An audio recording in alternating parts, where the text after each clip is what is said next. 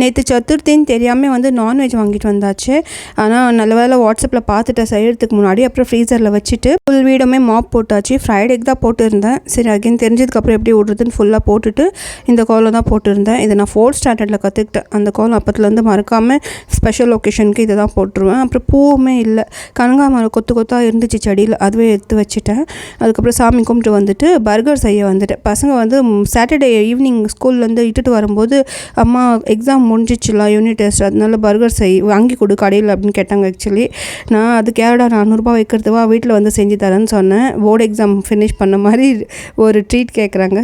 அதுக்கப்புறம் 4 medium size உருளைக்காய்ங்க வேக வச்சு அதை துருவிட்டு ஒரு கேரட்டு, உப்பு, மிளகாய் தூள், சாட் மசாலா, ஒரிகானோ, அதுக்கப்புறம் 1/2 கப்பு பிரெட் க்ரம்ஸ், இல்லைனா நீங்கள் ஊற வச்ச அவல் கூட ஆட் பண்ணிக்கலாம். 1/2 கப்பு, சேம் எஃபெக்ட் தான் வரும். அதுக்கப்புறமா கொஞ்சம் கொத்தமல்லி எல்லாத்தையும் போட்டு நல்லா டோ மாதிரி ரெடி பண்ணிவிட்டு, நான் 4 தான் செய்ய போகிறேன் பர்கரு. ஸோ பெரிய டிக்கியாகவே ரெடி பண்ணிக்கிறேன். 4 டிக்கி ரெடி பண்ணிக்கிறேன். நீங்கள் 5 செய்கிறதா இருந்தால் கூட இதில் செய்யலாம், கொஞ்சம் மீடியம் சைஸில் வரும்.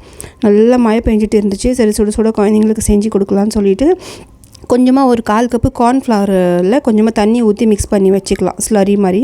அந்த கேப்பில் வந்து வெண்டைக்காய் கார குழம்பும் வச்சுட்டு இருந்தேன் நான். ஸோ இதுதான் வந்து டின்னருக்கு. அப்புறம் மயோனைஸ் பார்த்திங்கன்னா கொஞ்சம் தந்தூரி மயோ ரெடி பண்ணோம். அதுக்கு கொஞ்சமாக ஷேஸ்வான் சட்னியும் கொஞ்சம் கெச்சப்பும் ஆட் பண்ணிவிட்டு மிக்ஸ் பண்ணிட்டோம்னா tandoori mayo ready. Normal mayo, அப்புறம் கொஞ்சம் வெங்காயம் தக்காளி ஸ்லைஸாக கட் பண்ணி வச்சுட்டேன். இப்போ நம்ம டிக்கியை வந்து இந்த கார்ன் ஸ்லரியில் டிப் பண்ணி எடுத்துகிட்டு பிரெட் க்ரம்ஸில் நல்லா வந்து கோட் பண்ணிக்கலாம் இந்த மாதிரி. அப்புறம் எண்ணெய் நல்லா காஞ்சதும் இந்த டிக்கி போட்டுக்கலாம். உடனே திருப்பி வேணாம், ஒரு 1/2 நிமிஷத்துக்கு அப்புறமா திருப்பி விட்டு ஒரு 2-3 நிமிஷத்தில் நல்லா வெந்துடும், நல்லா கிறிஸ்பியாக ஆகிடும். இந்த மாதிரி எண்ணெய் ஸ்ட்ரெயின் பண்ணிவிட்டு எடுத்துக்கிட்டேன். ஸ்ட்ரெயினரில் வச்சுட்டோன்னா எக்ஸ்ட்ரா எண்ணெய் இருந்துச்சுன்னா வெடிஞ்சிடும். நல்லா கிறிஸ்பியாக வந்துருந்துச்சு. அதுக்கப்புறம் பர்கர் பன்னு பார்த்திங்கன்னா ஆல்ரெடி கட்டாக தான் இருக்கும், இந்த மாதிரி ஹாஃபாக. பேட்டி நல்லா சூடாக இருக்கணும். பன்னுமே லைட்டாக சூட் பண்ணிக்கிறேன், அப்போ தான் நம்ம வைக்கிற சீஸ் வந்து அதில் மெல்ட் ஆகும். இப்போது ஒரு பன்னில் வந்து கொஞ்சமாக தந்தூரி மாயோ ரெடி பண்ணோம் இல்லையா, அது வச்சுட்டு மேலே பேட்டி வச்சுட்டு சீஸ் ஸ்லைஸ் தான் வைப்பாங்க, எங்கிட்ட இல்லை. ஸோ நான் க்யூப் வந்து இது மாதிரி துருவி போட்டுட்டேன்.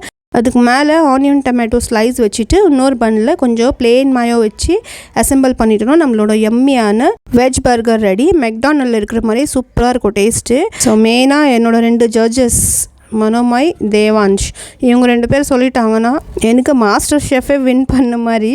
ஏன்னா அவங்க கரெக்டாக ரிவ்யூ கொடுப்பாங்க, நல்லா இல்லைன்னு சொல்லிடுவாங்க. ஸோ அவங்க கேட்ட மாதிரி நேற்று பர்கர் ட்ரீட் வச்சாச்சு.